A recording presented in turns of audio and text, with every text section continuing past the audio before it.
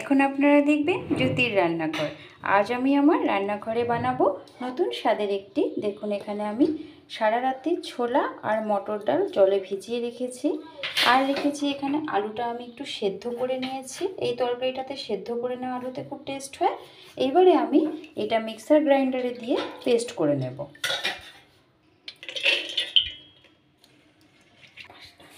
এখানে আমি 4 থেকে 5টা কাঁচা লঙ্কা দিয়ে দিচ্ছি। আর এখানে ডালটা আমি খুব ভালো করে ধুয়ে নিয়েছি যতক্ষণ পর্যন্ত ডালের ঘোলা জলটা না বেরিয়ে যায়। এবার আমি মিক্সার গ্রাইন্ডারে এটা ঘুরিয়ে নেব। সামান্য এখানে হাফ গ্লাসের থেকেও কম আমি জল দিয়ে দিয়েছি।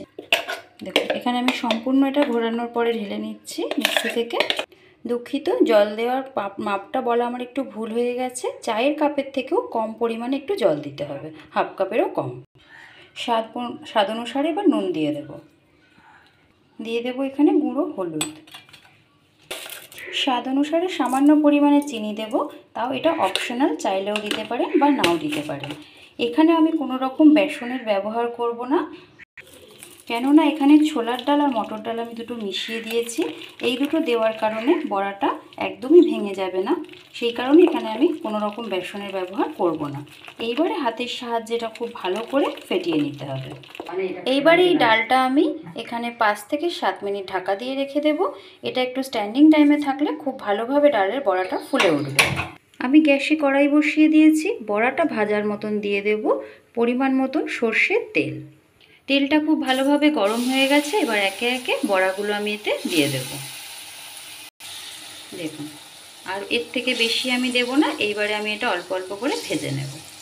এইবারে আমি একে একে বড়াগুলোকে খুব আলতো হাতে উল্টে দেব। এটা খুব বেশি কড়া করে ভাজবো না, একদম মিডিয়াম লাল লাল করে ভেজে নেব। দেখুন বড়াগুলো ভাজা হয়ে গেছে দুটো পিঠে। এবার আমি সব একে একে ভালো করে তেল ঝরিয়ে তুলে নেব। আমি এবার এই বড়া ভাজা তেলের মধ্যে দিয়ে দেব ফোড়ন অনুসারে জিরে।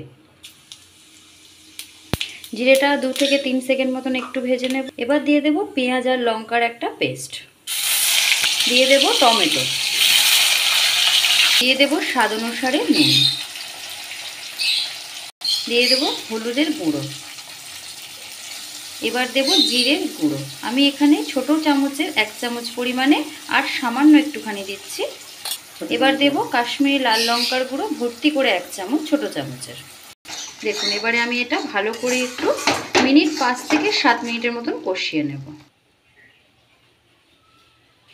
আমাদের বাড়ির পাখি দেখুন কত সুন্দর বসে আছে।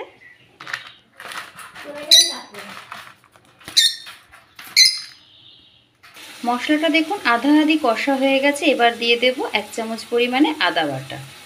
এইটাতে এই তরকারির একটাই স্বাদ থাকবে, যেখানে আদাটা একটু পরে দিলে বেশি ভালো লাগে। মশলাটা কষানো হয়ে গেছে। এবার দিয়ে দেব আগের থেকে সেদ্ধ করে রাখা আলুগুলো।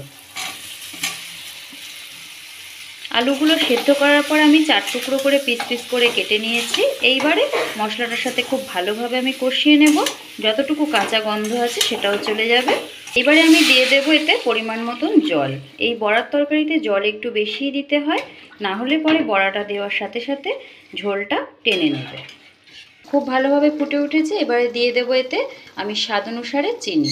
আপনারা চাইলে এতে দিতেও পারেন বা নাও দিতে পারেন, তবে চিনি দিলে এর স্বাদটা দ্বিগুণ বেড়ে যাবে। এইবারে দিয়ে দেব আমি সমস্ত বড়াগুলো। বড়া দেওয়ার সময় আপনারা গ্যাসের ফ্লেমটা অবশ্যই কমিয়ে দেবেন। খুব আলগা হাতে এটা এবার নেড়ে দিতে হবে। দেখুন বড়াটা একটু ফেটিয়ে নেওয়া হয়েছিল বলে কত সুন্দর ভেসে উঠেছে আর ভীষণ স্মুথও হয়েছে। দিয়ে দেব স্বাদ অনুসারে হাফ চামচ পরিমাণে ঘি, দিয়ে দেব গরম মশলা। আপনারা যারা নিয়মিত আমার ভিডিও দেখেন তারা সকলেই জেনে থাকবেন গরম মশলাটা আমি সবসময় ঘরে তৈরি করাই ব্যবহার করে থাকি। এবং আপনারা অনেকেই অনেক দূর দূর থেকে আমার ভিডিওটি দেখছেন। যদি ভালো লেগে থাকে আশা করব একটা লাইক, কমেন্ট অ্যান্ড সাবস্ক্রাইব করে দিয়ে যাবেন। আপনারা সকলেই ভালো থাকবেন।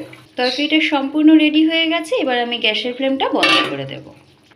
দেখুন রেডি হয়ে গেল আজকে ডালের বড়ার রেসিপি। আপনারা অনেকেই অনেকক্ষণ ধরে আমার ভিডিওটি দেখেছেন। যদি ভালো লেগে থাকে আশা করব একটা লাইক, কমেন্ট অ্যান্ড সাবস্ক্রাইব করে দিয়ে যাবেন। আপনারা সকলেই ভালো থাকবেন এবং সুস্থ থাকবেন। আপনাদের সকলকে আমার তরফ থেকে অসংখ্য ধন্যবাদ।